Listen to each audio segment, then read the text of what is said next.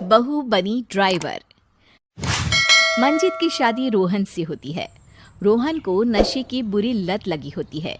एक दिन, अरे माँ, मेरा एक साइड का शरीर काम नहीं कर रहा है। मैं आज खेतों में कैसे जाऊंगा? अरे बेटा, ऐसा ना बोल। तेरे पापा के जाने के बाद से तू ही घर चलाने का सहारा है। मैं डॉक्टर को बुला लाती हूँ। देखिए बहन जी, रोहन के शरीर के एक साइड में लकवा है। अब वो कभी ट्रैक्टर नहीं चला पाएगा।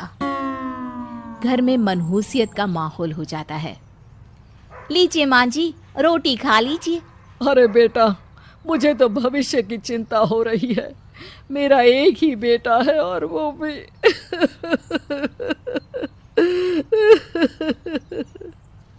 माँ जी, आप चिंता न करें। जब तक ये बीमार है मैं खेत जाकर काम कर लिया करूँगी। वैसे भी नशे के कारण इनका शरीर काफ़ी कमज़ोर हो गया है। अगले दिन मंजीत खेत में जाकर काम कर शाम को घर लौटती है। ये ले बेटा, पानी पी ले। कैसा रहा काम का पहला दिन? माँ जी, काम तो ठीक है, लेकिन मैं अगर ट्रैक्टर चलाना सीख लूँ ना तो काम और भी आसान हो जाएगा। अरे बेटा, दुनिया क्या कहेगी कि औरत होकर ट्रैक्टर चला रही है। माँ जी, या तो हम दुनिया देख ले या अपना घर, कोई बात नहीं। जब ये ठीक हो जाएंगे तो सब ठीक हो जाएगा। अरे बहू, जरा बाहर तो आना। जी माँ जी। बहू, तेरे मामा जी आए हैं, तूने बुलाया था ना? हाँ माँ जी, वो मामा जी ना आज से मुझे ट्रैक्टर चलाना सीखा। मंजित मामा से ट्रैक्टर चलाना सीखती है। वो मन लगाकर खेतों में काम करती है। और एक दिन, माँ जी, पता है इस बार पूरे गांव में सबसे ज्यादा फसल का उत्पादन हमारे खेतों में हुआ है। इस साल तो खूब पैसे आएंगे। हाँ। सास खुश नहीं होती है। वो चुपचाप वहां से जाने लगती है। तभी मंजित उसे रोक लेती है। क्या हुआ माँ जी, आपको खुशी नहीं हुई?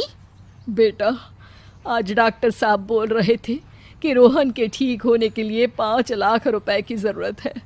समझ नहीं आ रहा क्या करूं। मंजित शांत हो जाती है। अगले दिन सास मंजित के पास आती है।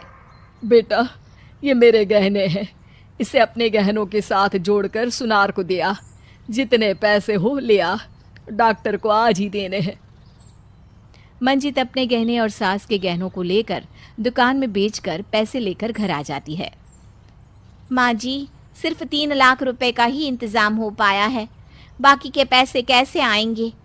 बेटा, अब तो एक ही चारा है, हमें ज़मीन भी बेचनी पड़ेगी।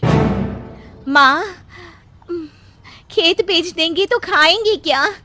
अरे बेटा, कोई दूसरा चारा भी तो नहीं है। रोहन ठीक हो जाए तो वो मेहनत करके इससे भी बड़ी ज़मीन ले लेगा। सास बहू मिलकर खेत भी बेच देते हैं। अब पूरे पैसे लेकर सास डॉक्टर के पास जाती है। डॉक्टर साहब, ये लीजिए सारे पैसे। बस किसी तरह मेरे बेटे को ठीक कर दीजिए।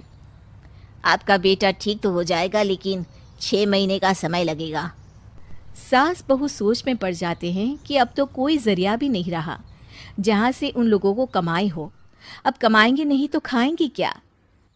माँ जी, मेरे माता पिता ने लड़की होने के कारण मुझे ज़्यादा पढ़ाया लिखाया नहीं, लेकिन ट्रैक्टर चलाना सीखकर मैं कुछ काम करने के लायक तो हो ही गई हूँ। अरे बेटा, ट्रैक्टर अब कहाँ चलाएगी?